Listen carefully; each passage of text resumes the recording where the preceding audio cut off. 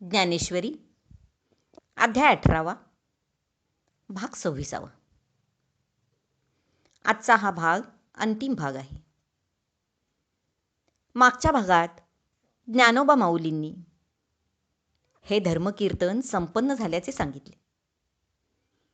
यानंतर त्यांनी सृष्टीतील सर्व प्राणीमात्रांसाठी प्रसाद म्हणून पसायदान मागितले. ते आपण पाहणारच आहोत. पण त्याआधी या ग्रंथाची थोडी मागची पुढची माहिती आपण घेऊया आणि त्यानंतर पसायदान रूपी प्रसाद सर्वजण ग्रहण करूया. भावार्थ दीपिका अर्थात श्री ज्ञानेश्वरी हा दिव्य ग्रंथ कलियुगामध्ये महाराष्ट्र देशी निर्माण झाला. गोदावरीच्या दक्षिण तीरावर नेवासा नावाचे पवित्र क्षेत्र आहे. तिथे मोहिनी राजाचे पुरातन मंदिरही आहे. त्या मंदिरातील खांबाला टेकून बसून माऊलींनी हा ग्रंथ निर्माण केला. त्या काळी तिथे न्यायनिष्ठ राजा रामचंद्र हा राज्य करत असे. शालिवाहन शके 1212 मध्ये हा ग्रंथ पूर्णत्वास गेला. सच्चिदानंद बाबा यांनी श्रद्धेने आणि आवडीने त्याचे लेखन केले. पुढे 300 वर्षानंतर शालिवाहन शके 1506 तारण नाम संवत्सरात श्री गुरु जनार्दन स्वामींचे शिष्य संत श्री एकनाथ महाराज यांनी ही ज्ञानेश्वरीची प्रत शुद्ध केली. विशेष म्हणजे कपिलाषष्ठीच्या योगावर गोदातीरी पैठण क्षेत्री ही शुद्ध प्रत लिहिण्याचे काम पूर्ण झाले. आपण सध्या जो ज्ञानेश्वरी ग्रंथ वाचतो तो म्हणजे ही शुद्ध प्रत होय.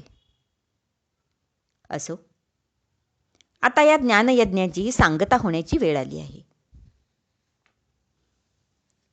या अध्यायाच्या शेवटी हे सारे कथन संपवल्यानंतर ज्ञानोबा माऊलींनी सर्व प्राणीमात्रांसाठी आशीर्वादपर प्रसाद मागितला. तेच हे पसायदान ग्रंथाच्या शेवटी आहे. माऊली म्हणतात, हे विश्वात्मक परब्रह्मा, माझ्या परीने केलेल्या या ज्ञानयज्ञाने आपण संतुष्ट व्हावे आणि आपल्या कृपेचे आशीर्वादाचे प्रसादरूप दान आम्हाला द्यावे. या अलौकिक प्रसादाने विपरीत बुद्धी असलेल्यांच्या बुद्धीमध्ये चांगला पालट हो, सत्कर्माकडे त्यांची वृत्ती वळो, सर्व भूतमात्रे वैर विसरून मित्रभावाने वर्तन करोत, पापरूपी अंधकाराचा नाश हो आणि विश्वात धर्मरूप सूर्याचा उदय हो. सृष्टीतील सर्व प्राणीमात्रांच्या इच्छा आकांक्षा फलद्रूप होत. ईश्वरनिष्ठ संत मंडळींचा मंगलमय वावर सर्व पृथ्वीतलावर राहो.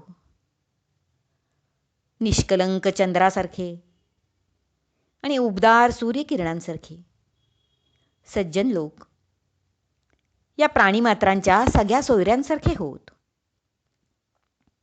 सारे त्रैलोक्य सुखी हो आणि आदिपुरुषाच्या भजन पूजनात रंगून जाऊ. या ग्रंथाला ज्यांनी भगवत स्वरूप मानले त्यांना इहपरलोकी सौख्य लाभो.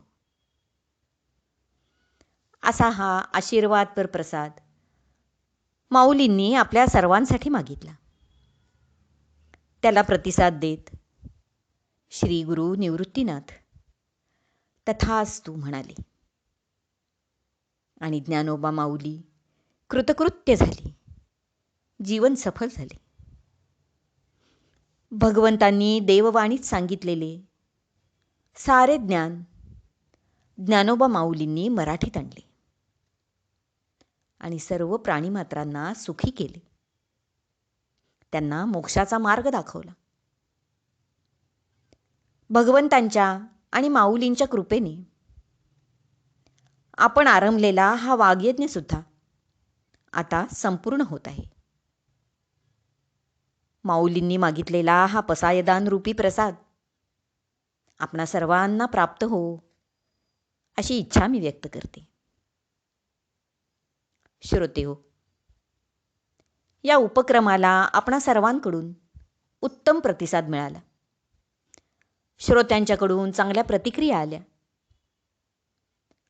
पण मी स्वतः मोबाईल वापरण्यात किंवा त्याच्या तंत्रज्ञानात कमी पडल्यामुळे मला त्यांना धन्यवाद देता आले नाहीत. पण आता मात्र मी सर्व श्रोत्यांचे मनापासून आभार मानते. आपला हा उपक्रम संपन्न झाला असला तरीही यापुढे म्हणजे उद्यापासूनच आपण नवीन उपक्रमास सुरुवात करीत आहोत. त्याचे नाव आहे उपनिषदांची तोंडओळख. हाही उपक्रम आपणास आवडेल अशी मला आशा आहे. तर ते ऐकूया पुढील भागापासून. धन्यवाद. हरिओम तत्सत.